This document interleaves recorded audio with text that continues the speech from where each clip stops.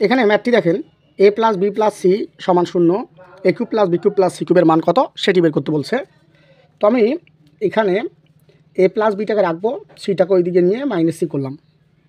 তো এখানে আমি সূত্র বসায় মান বের করব। এ কিউব প্লাস বি কিউবের যে সূত্রটি রয়েছে A plus B whole cube minus 3ab into A plus B, আর প্লাস সি কিউব আছে, প্লাস সি কিউব এখানে রাখলাম।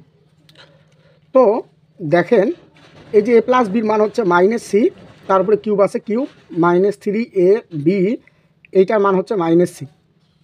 এ প্লাস বির মান মাইনাস সি, এই যে আমি বসাই দিলাম, প্লাস সি কিউব আছে সি কিউব।